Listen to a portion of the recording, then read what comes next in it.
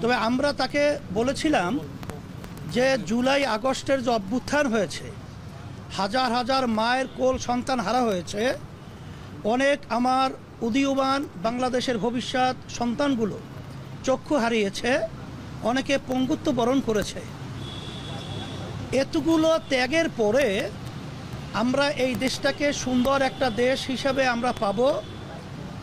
আমরা বলেছিলাম সম্মানিত উপদেষ্টাকে প্রধান যে আপনি তখন আমাদের দেশে ছিলেন না। আমাদের দেশ এবং আমাদের দেশের মানুষের প্রয়োজনে আমরা আপনাকে নিয়ে এসেছিলাম। আমরা একত্রে সুন্দর দেশ গড়ার লক্ষ্যে মাঝখানে চলার পথে আপনি হয়তোবা কষ্ট পেয়েছেন বা আপনাকে কাজ করার সুযোগ দেওয়া হচ্ছে না, বিভিন্ন কায়দায় মানসিক ব্রেন বিভিন্ন ধরনের টর্চার আপনার উপরে চলছে, এটা আমরা অনুভব করছি।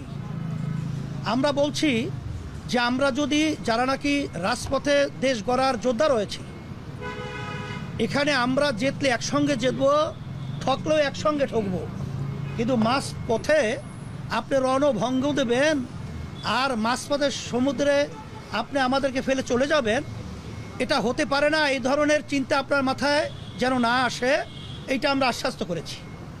আর সাথে সাথে আমার ভাই তো বলেছেন যে আমরা প্রয়োজনীয় সংস্কার যদি না হয়, জাতির যে একটা প্রত্যাশা সুষ্ঠু একটা নির্বাচন, সেখানে পেশিশক্তি, সেখানে কালো টাকার দৌরাত্ম্য সহ বিভিন্ন পর্যায়ে ঘাপটে মেরে যারা নাকি নির্বাচনকে প্রশ্নবিদ্ধ করবে, এই বিষয়গুলো যদি সংস্কার না হয়, সেখানে নির্বাচন তো আবার সেই বিগত দিনের ইতিহাস যেখানে কলঙ্কিত, সেই আবার এই 24